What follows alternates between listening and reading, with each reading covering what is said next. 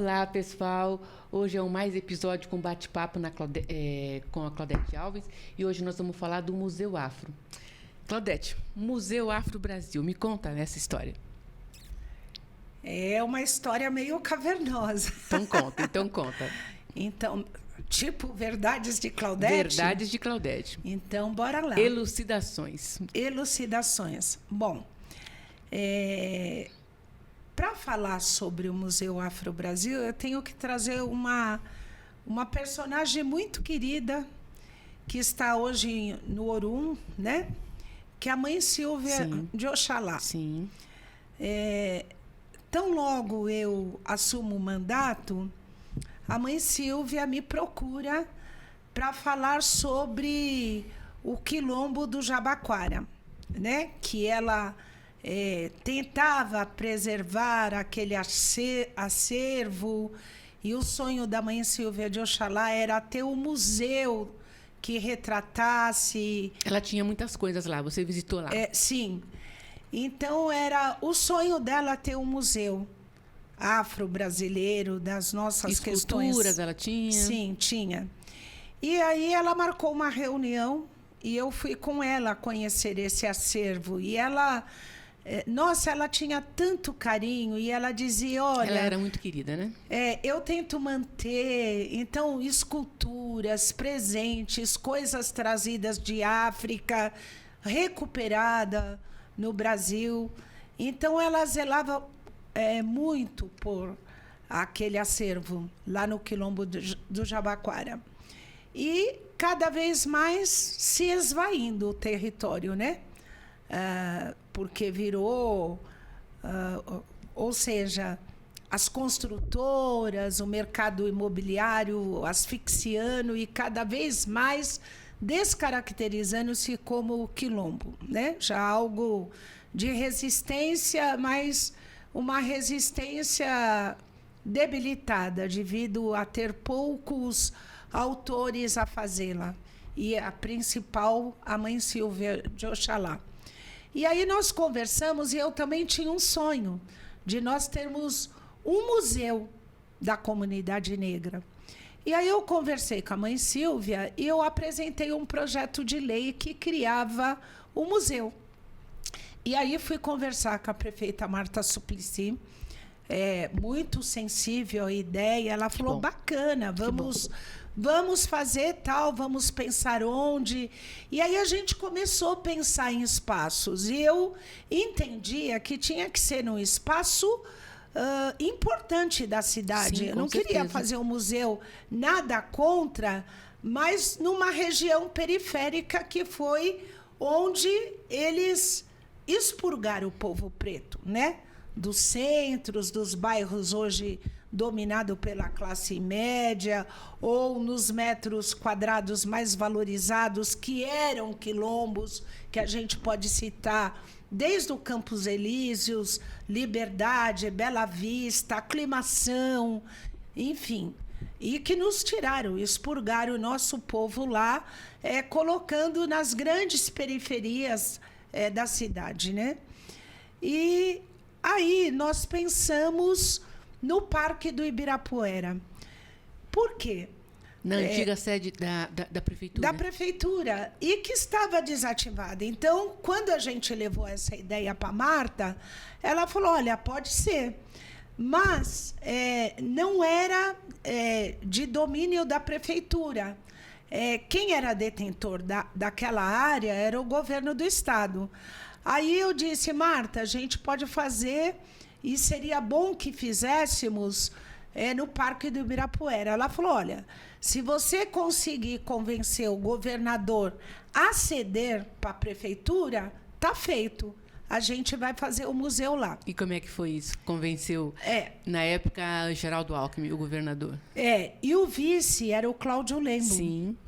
E aí eu fui falar com o governador. Ele falou, olha, vamos ver. E falou, olha, eu vou deixar essas tratativas com o vice-governador. Aí ele chamou o doutor Lembo. Olha, a Claudete, a vereadora, está discutindo a necessidade do museu, e aí tem um problema, tem que ver se é possível ou não. E aí eu passei a tratar com o Cláudio Lembo, que era o vice-governador. E ele sempre foi muito solícito, muito simpático. Um dos motivos que eu cito em um dos meus livros, né? Ele foi muito sensível à nossa causa, né? Muito sensível. E na nossa luta a gente precisa de aliados. Sim, com certeza. E ele, mesmo ideologicamente não ser do meu campo político, ideológico, mas na questão racial é um dos aliados que cumpriu e tem cumprido um papel importante. E aí o Lembo falou, não, vamos ver as questões administrativas, legais, de como... E aí eu resolvi fazer um abaixo-assinado pleiteando que o Museu Afro-Brasil fosse instaurado na antiga sede da prefeitura, ali no Parque Ibirapuera. E nós coletamos milhares de assinaturas no nosso mandato. E aí esse movimento ajudou bastante. E o Lembo, com o Alckmin, concordaram com o meu pleito de ceder em parceria. E assim foi feito. Tanto é que houve um evento mesmo com poeira, sem nada, lá no prédio que estava vazio, né? Desde a saída da prefeitura, foi realizado um evento. Eu levei muitas pessoas lá, a mãe Silvia também, e que bateu o martelo que o museu seria lá. Bom, e aí eu tentando aprovar o projeto que criava o Museu Afro-Brasil. Mas para aprovar uma lei, projetos de lei de vereador, é muito difícil. E eu já tinha... A maioria de quórum. A maioria, não querem debater. E assim, tinha que ser de Claudete, tudo polêmico, tudo ousado. Tudo mais difícil. E aí já tinha a questão do 20 de novembro, que eu já tinha aprovado, um projeto grande, impactante na área da educação infantil, entre outros. E aí eu aprovei em primeira e não consegui aprovar em tempo, em segunda, para fazer o museu como lei municipal. E aí a prefeita, sabedora dessa dificuldade, ela disse, Claudete, vamos fazer via decreto, depois que aprovar a lei em segunda, eu sanciono. Foi esse o acordo. E aí, tá. Então, vamos fazer em parceria com o governo do estado, num dos lugares mais nobres da cidade de São Paulo, que é legítimo, o Museu Afro-Brasil. E foi assim que, via decreto... Sempre que a gente pensa no Museu Afro, a gente lembra do Emanuel Araújo. Onde é que ele entrou nessa história? Então... Muitos acham que foi o Emanuel Araújo que criou o museu, mas, na verdade, é essa mulher negra aqui que vos fala e outra mulher negra que não está mais entre nós, a mãe Silvia, com o apoio e com a vontade da prefeita Marta Suplicy, que, se ela não topasse, não teria. Essa foi a história. O Emanuel Araújo, ele entra porque ele... aquela exposição dele maravilhosa, chamada Navio Negreiro, ele aluga, ele cede, né? Ele é pago por isso, a prefeitura o paga, e aí cede a primeira exposição que nós temos, que inaugura o Museu Afro-Brasil em 2004, em novembro de 2004, é aquela exposição do Emanuel Araújo, que, em tratativas com a prefeita Marta Suplicy, a Petrobras, eu aqui não vou mencionar valores, porque não cabe, mas eu sei os valores que envolveu toda essa transação. Quem quiser que explique, que passe ao público. Então, devido a isso, e aí a exposição era dele, ele teria que montar... A prefeita o nomeou curador do museu. Entendi, entendeu? Entendi. Mas a ideia do museu, o projeto do Toda museu, a concepção. toda a briga, todo o convencimento político originou-se de Claudete Alves e de Mãe Silvia de Oxalá, com apoio da prefeita Marta Suplicy. E hoje nós temos um cartão postal, um dos pontos turísticos mais atrativos da cidade. Exatamente. E aí, 2004, ele é inaugurado em novembro. Só que teve uma solenidade bacana, porque precisava ter, né? Era justo. E aí tem umas histórias. Como é que foi essa inauguração do museu? Então, em 2004, a inauguração do museu se dá após o primeiro turno das eleições, que a prefeita Marta vai para o segundo turno, e eu sou reeleita. Eu sou a 5ª vereadora mais votada da cidade. Mais de 40 mil votos. 46 mil votos e 104 para uma mulher negra que teve só 1 ano e 7 meses de mandato. Foi um feito que nos encheu de orgulho. Sim. E dizer, olha, podemos ter errado, mas acertamos muito mais. Sim. E aí, assim... Essa eleição foi um reconhecimento do trabalho feito em tão pouco tempo. E a prefeita Marta Suplicy, como foi para o segundo turno, com o Serra, ela não poderia participar da inauguração. Tá. E quem veio participar da inauguração? O presidente Lula. Sim. E aí foi muito interessante. Eu posso contar? Sim. Tá. No dia da inauguração, o nosso mandato colocou ônibus nas regiões periféricas para trazer a comunidade negra, principalmente a juventude negra, os militantes. Que é tão carente de arte, né? Carente de arte, de reconhecimento, de pertencimento. Eu lembro que a gente alugou mais de 20 ônibus no nosso mandato. Olha só.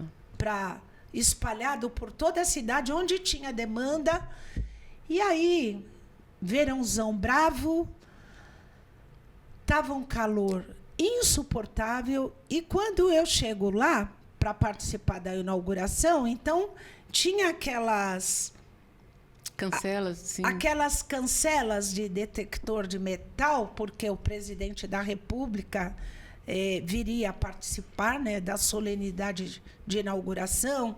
Aí montaram um palco externo e uma fila, os ônibus que nós tínhamos alugado para trazer, as pessoas todas lá numa fila, embaixo do sol, e a fila não se movimentava.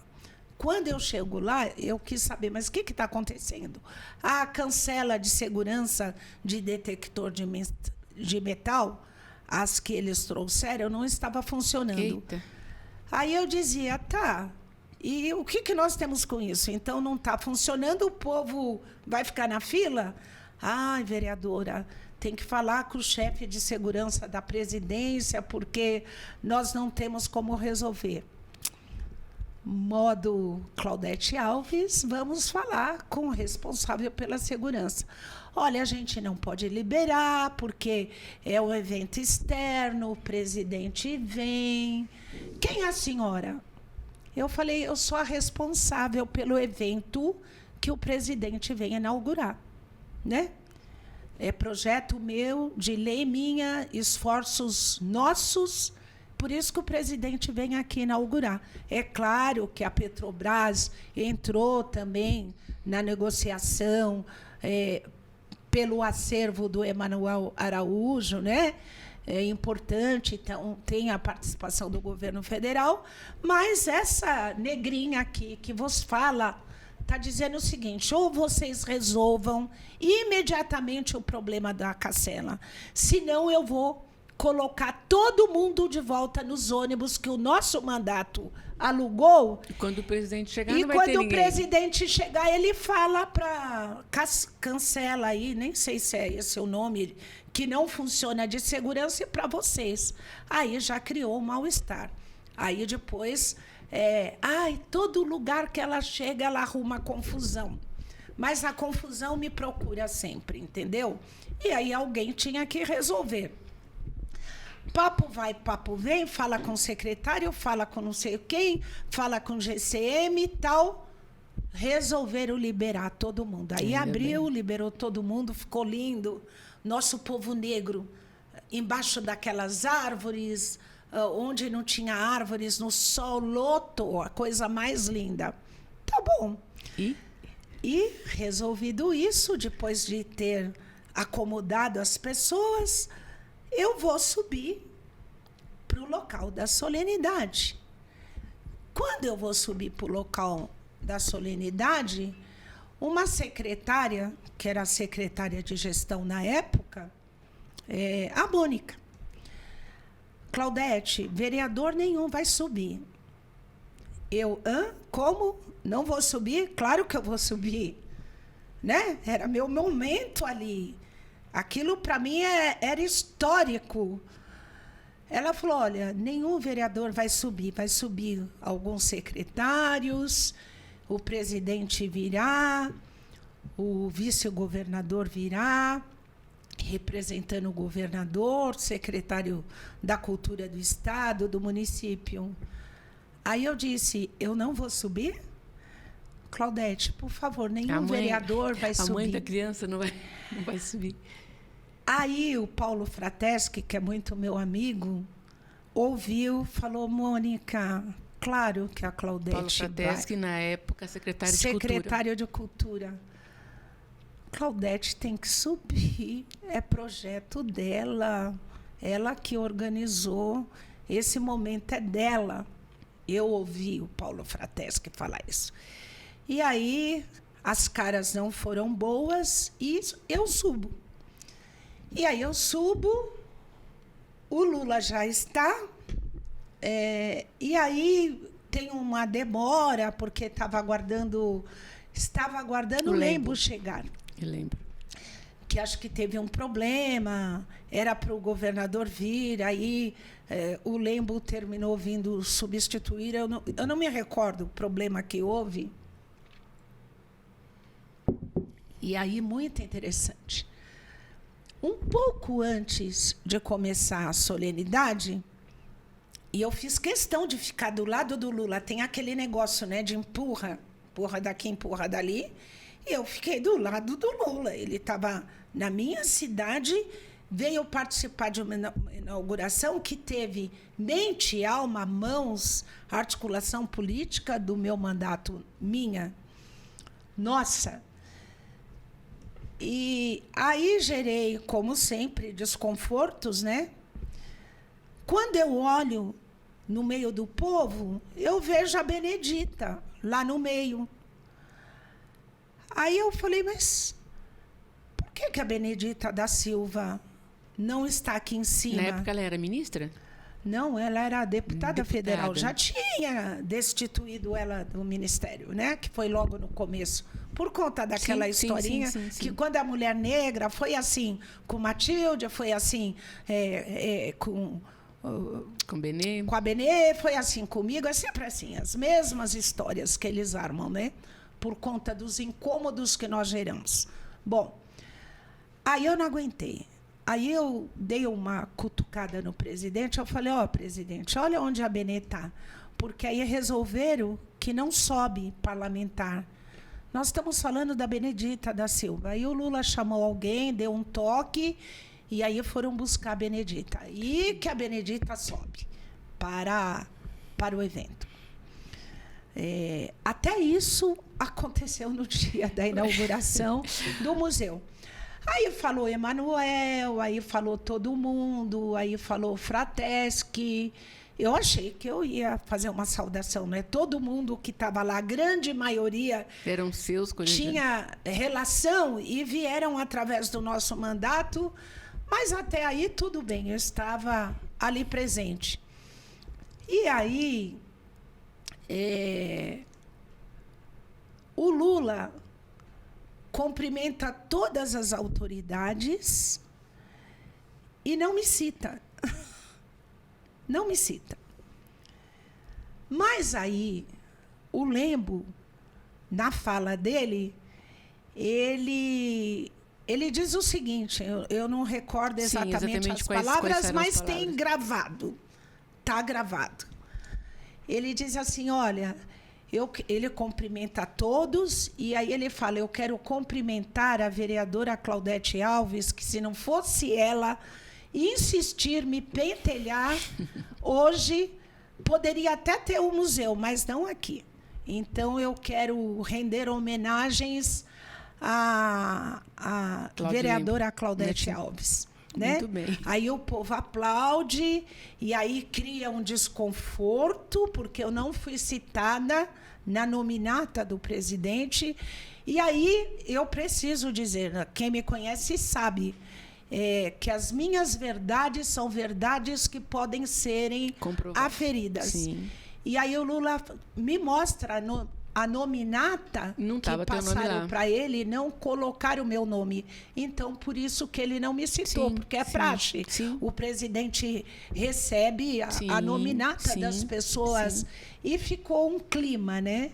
Mas aí descemos para cortar a faixa, e aí eu colei, porque era direito, entrei na comitiva e tal, mas tinha um desconforto, né? Por parte de alguns.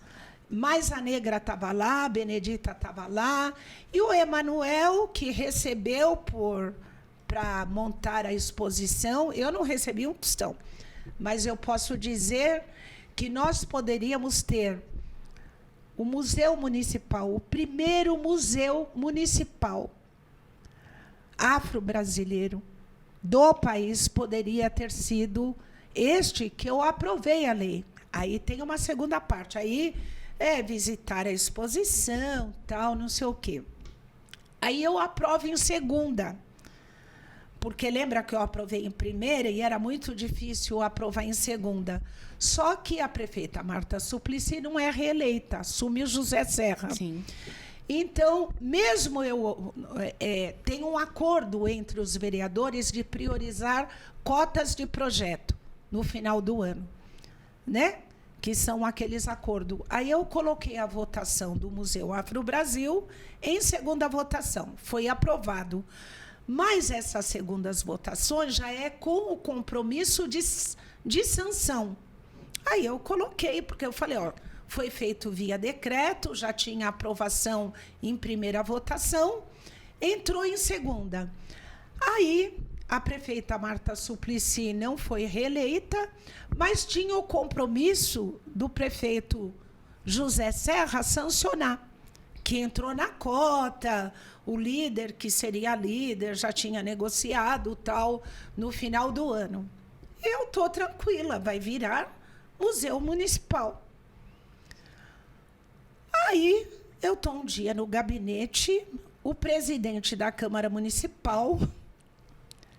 eu estou contando, você disse que pode contar. Sim, você pode tá contar. Ouvindo, não, eu estou ouvindo. E eu estou te olhando, você está meio pasma, assim. A maioria, a gente não sabe dessa história, mas é bom que vocês saibam, né? Porque nem tudo que reluz é tão ouro assim como se apresenta. E é para isso que a gente está fazendo esse bate-papo, né? Para elucidar e contar. E aí, pasmem vocês que nos assistem, pasmem você.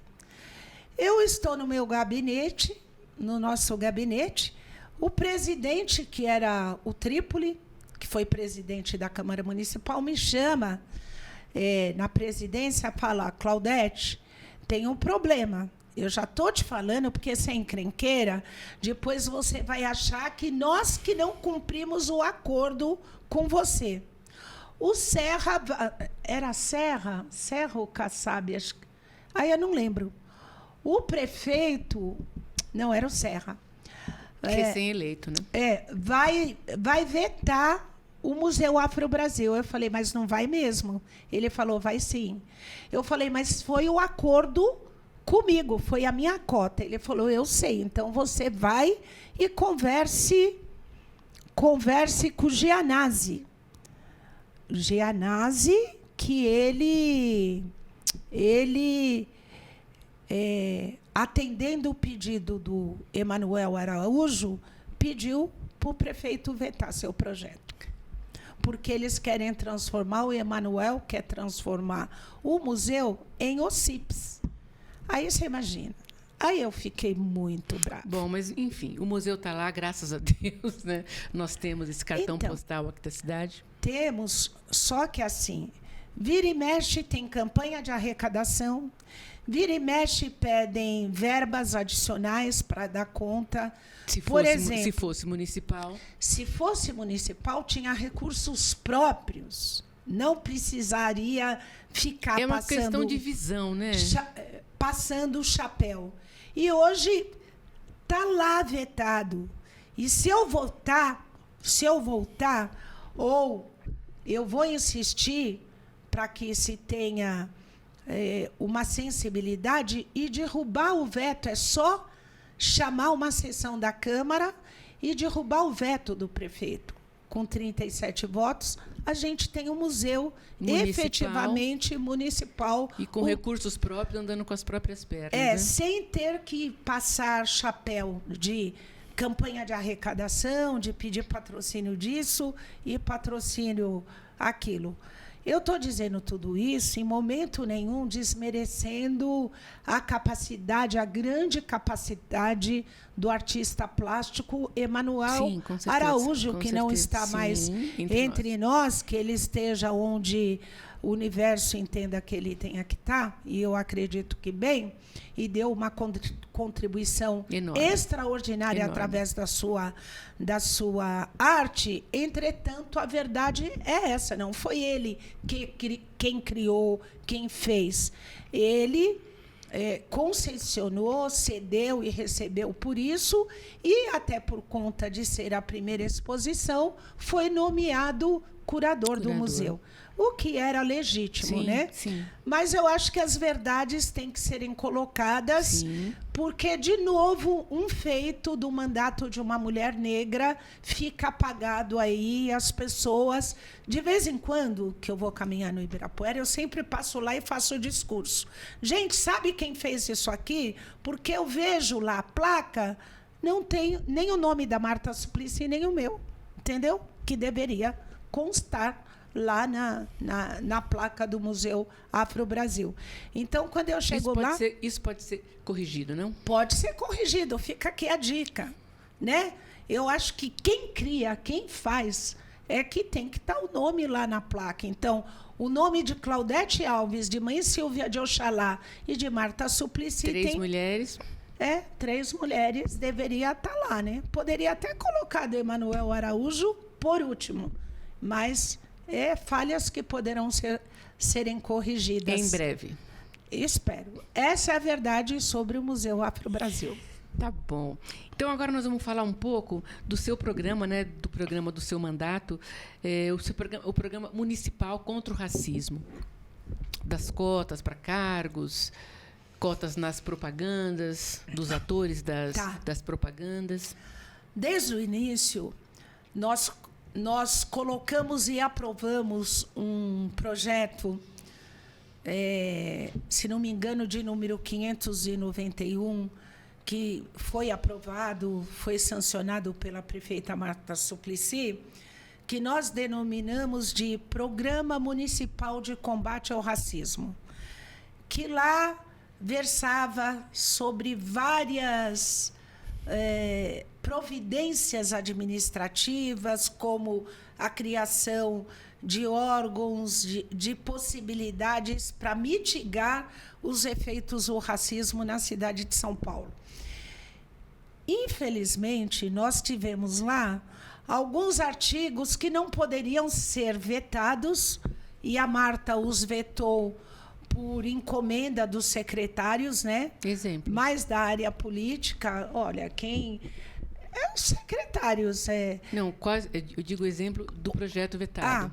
Por exemplo, 2 artigos que foram vetados, se não me engano, o 3º e o 4º artigo, implementava cotas já naquela época, mas onde se paga melhor, que são os cargos de livre provimento. secretários, presidentes de companhia, alto escalão do governo, que é de livre provimento, que eu acho que o Brasil, enquanto não fizer essa política reparatória, não pode dizer que deixou de ser racista, né? Porque, assim, no concurso público é importante, nós defendemos também, criamos possibilidade para avançar sobre isso. A gente vai falar disso mais adiante. Mas o nosso projeto dizia que 30% dos cargos de livre provimento da rede direta, do parlamento, todos os executivos das autarquias teriam que ser composto 30% pelos DNAEBs, descendentes de 15 negros, mulheres, 15% africanos. Homens. E dentro desses 30%, 50% homens e 50% mulheres negras. Porque se a gente não se vê no poder, fica muito difícil você estar atacando o racismo estrutural, institucional. Então, no poder, quem tem a caneta, quem tem o status, quem ganha bem, e o poder no Brasil paga bem, e paga muitíssimo bem, que a gente tem que ter a nossa cara preta lá. Então, no secretariado, nos gabinetes, nas empresas, percebe? E aí vetaram. Depois, em 2015, o vereador Reis aprovou cotas no serviço público, mas está vetado esse artigo. Teria que derrubar o veto desse artigo. Aí ele até indica nos cargos de confiança, mas não aqui na nossa lei está explicitado como pagamento de dívida, como reparação histórica, como avanço no sentido do Brasil se ver. E o Brasil precisa se ver em todas as instâncias de poder. Nos altos cargos também, né? Também. Então, para mim, o serviço público é um avanço importante no concurso, que as pessoas prestam uma prova.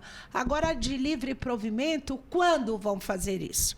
Recentemente, o governo federal aprovou um projeto dizendo que vai fazer escaladamente. Mas ainda está tudo muito incipiente, muito percebe? Vago, né? Muito vago. A gente precisa definir, a gente quer ver, no Ministério, no corpo do Ministério, um percentual condizente ao número que representamos na população brasileira. Então, a nível federal, 50%. Né? A gente quer ver no primeiro, no segundo, no terceiro escalão, na composição dos governos, das assembleias, do Senado, das câmaras, né? E aí precisa pensar em políticas públicas para isso, que é o que nós fizemos lá atrás. Eu estou falando de 2004, que nós fizemos. Está aqui, nessa publicação que você está demonstrando aí. Pode aferir, está aqui. Sim, foi vetado. De formas que eu penso que esta nossa iniciativa, como outras, fortaleceu a discussão de cotas no Brasil. Sim, nada em vão, né? Por quê? Aprovar leis, trazer o debate no maior parlamento municipal do país, com certeza, enrijeceu os músculos na implementação de políticas de cotas. Então, a gente cria esse programa, temos esses artigos vetados, mas a gente tem outros artigos que não são vetados e outras leis que nós fizemos que ainda estão na gaveta, mas é lei que não se cumpre, como, por exemplo, uma de suma importância. Hoje, se empreteceu os principais veículos de comunicação, né? Ainda falta muito, TVs. Né? Não, mas nunca como antes. Sim. A gente sabe quais são os motivos que, em minha análise, tem a ver com a disputa, com a perda de audiência pelos canais alternativos, a internet, enfim. Mas, naquele momento, era muito raro. Era empregada doméstica na novela. E por aí vai. Nessa lei, a gente aprova, por exemplo, a obrigatoriedade da Prefeitura Municipal de São Paulo, em toda a sua propaganda, colocar a cota para negros. Nos atores, dos atores. Das então, campanhas, né? Exatamente. Nós estamos falando de 19 anos atrás. Então, a gente já aprovou uma lei que, por hora, cumpre, mas nem sempre cumpre. E é uma das coisas que o movimento negro, o Ministério Público, esses setores aí, a CEPIR, as coordenadorias, tem que cobrar. Sim. Tem legislações no país que obrigam. Então, pela lei aprovada e que não foi vetada, em toda a peça publicitária da prefeitura tem que ter a representação étnica. A diversidade paulistana, né? A diversidade tem que ter negros. Na Câmara Municipal, por exemplo, na prática, eu fiz cumprir a lei. Na época, eles abriram um concurso público para a Câmara Municipal e, quando eu vejo os cartazes espalhados, não tinha negros. E aí eu fui para a tribuna, que essa publicação também retrata, que eu publico todas as minhas falas, todas as intervenções, e aí eu me dirijo para o presidente da Câmara falando que eu exigia a retirada de todos os cartazes e a confecção de cartazes novos, colocando homens e mulheres negras. E aí ele pediu para ver o cartaz, acho que não tinha prestado atenção, e não teve. Não se presta atenção, né? A gente só presta atenção na gente, ao próprio umbigo, né? E aí o presidente tem declaração dele, né? Está lá nos anais da Câmara Municipal, nas notas taquigráficas. Olha, a vereadora tem razão, assiste razão, eu determino que seja retirado imediatamente todos os cartazes e sejam feitos novos com a solicitação da vereadora. Não atingiu 100%, mas pelo menos colocou um homem negro. Sim, né? já então, melhorou. São coisas assim que terminaram fortalecendo... Na verdade, é uma luta, né, Claudete? É uma luta. Então, hoje eu vejo a juventude... as companheiras negras que estão na Câmara Municipal lutando. Mas se hoje já é difícil, imagine há 20 anos atrás, né? Imagine há 20 anos atrás que eu era a única. Percebe? Então, por vezes, e a maioria não sabe disso. Por isso que eu estou achando muito bacana esse bate-papo entre nós. Já que você falou em juventude e tal, o tempo passa tão rápido, vamos falar um pouquinho do que o mandato fez para a juventude negra. Então, eu acho que, para além dos feriados, para além dos programas, a gente procurou interferir. Hoje, ainda, infelizmente, se debate e se luta muito pelo genocídio da juventude negra. Mas eu priorizei atuar na matança, nos maus tratos que ocorrem com a juventude negra encarcerada. Na época, eram os espaços denominados FEBEM. Então, desde o primeiro dia do mandato, a gente já contatava, já tinha ligações com mães, avós, tias, que tinham parentes nessas instituições, que a grande maioria eram crianças negras, jovens negros. E, interagindo com essas famílias, a gente recebia as denúncias dos maus tratos, dos abusos sexuais, da violência, de mortes, enfim, de tudo que era tudo menos ressocialização. A tal ressocialização, quando encarceram aqueles que não morrem, né, que não são assassinados, vão parar nessas instituições, né?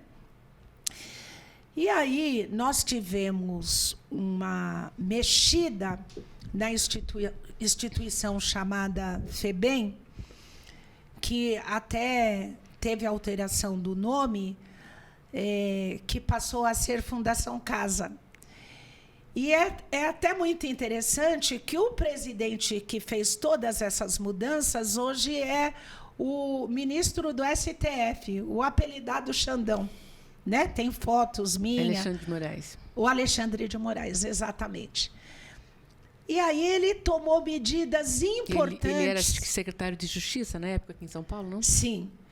E aí ele tomou medidas importantes em relação a salvar os nossos jovens.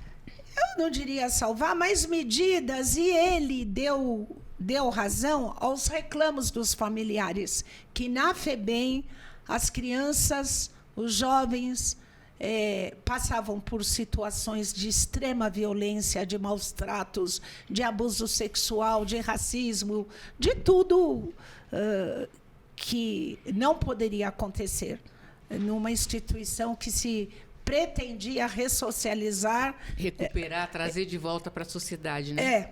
Pois é, a mesma sociedade responsável por todas essas mazelas, né? Tudo com resquícios do processo de escravismo no Brasil. O Brasil ainda é o país das contradições e das demagogias, infelizmente. E aí ele toma medidas. Ele diz que o que as famílias denunciavam ocorria, e aí se rebelou, né? Os sindicatos eram contrários, defendiam os funcionários acusados, e teve toda essa comoção. E aí eu realizei, porque eu participava muito de perto, eu dizia, gente, uma vida toda a gente denunciando os maus tratos. Aí o cara não é do nosso partido, o cara, na época que eu dizia, o presidente, o responsável, e aí ele fala, realmente vocês têm razão, e toma medidas. E aí nós somos contrários só porque ele não é absolutamente importante a do causa, nosso né? campo ideológico. A causa. E aí eu chamei um evento enorme que lotou o Salão Nobre da Câmara, denominado FEBEMs Últimas Medidas. E chamei o Alexandre. Bom, críticas dos setores progressistas foi o que me faltaram. Hoje eu reclamo que a maioria me vê com... Assim, eu não sou palatável, né? Eu costumo dizer que eu não sou negrinha de estimação de nenhuma casa grande. Ainda bem. A Dona Azul não me trouxe para esse planeta para eu me comportar assim, entendeu? Então, Dona Azul, sua mãe. Minha mãe, que partiu ano passado. Recentemente. Dona Azul. Ela que é a responsável por tudo isso. E aí eu enalteci, parabenizei ele, entendeu? Porque para mim era uma contradição. Então a gente ia para a FEBEM com liminar para tentar checar. Aí assume um responsável que diz, é verdade, tudo que essas mães e esses familiares estão dizendo ocorre. Essas crianças, esses jovens, se não são mortos, quando chega aqui dentro, a violência é absurda. Passa por todo tipo de violência. E aí acharam, não pode, é mentira, não sei o que tal. Bom, aí eu fiz o evento para fortalecer. Mudou o nome e também mudou a maneira de gerir? Olha, mudou. Tiveram várias alterações, né? Eu acho que foi... Acho que eram portões abertos a princípio? Eu acho que foram instaladas câmaras, adotado medidas, tal. Ainda não é bom. Tá. Aliás, esses jovens não teriam que estar lá. Sim. Mas o governo assume que era inapropriado e que tinha violência. Só isso já nos notou avanços, né?